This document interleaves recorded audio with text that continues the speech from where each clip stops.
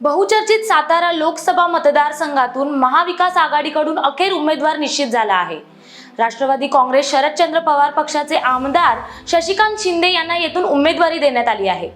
त्यांच्या विरोधात महायुतीचा उमेदवार अद्याप ठरलेला नाही।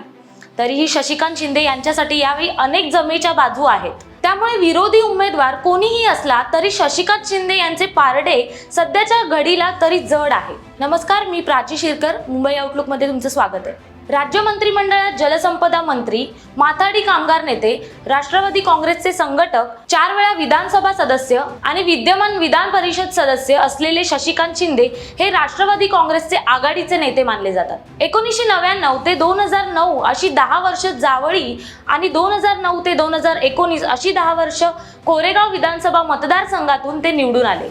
आता पहिल्यांदाच ते लोकसभेची निवडणूक लढवत आहेत। लोकसभेचे उमेदवार म्हणून त्यांच्या जमेच्या बाजू काय आहेत यावर एक नजर टाकूया। आधीचा जावळी सध्याचा कोरेगाव विधानसभा मतदारसंघात असलेला जनसंपर्क, दुसरा कराड उत्तर मधून राष्ट्रवादीचे बाळासाहेब पाटील आणि कराड दक्षिण मधून काँग्रेसचे पृथ्वीराज चव्हाण याचे भक्कम पाठबळ, तिसरा माथाडी कामगार नेते म्हणून केलेल्या कामामुळे जावळी पाटण तालुक्यातील मतदारांचे पाठबळ, चौथा शरद पवार यांचे मतदारसंघात असलेले संघटन, तर पाचवा 2019च्या निवडणुकीतील पराभवामुळे मतदारसंघामध्ये असलेली सहानुभूतीची भावना। या साऱ्या जमेच्या बाजू पाहता शशिकांत शिंदे यांच्या विरोधात महायुतीने उदयनराजे भोसले यांना उमेदवारी दिली काय किंवा अजित पवार गटाला जागा सोडली काय?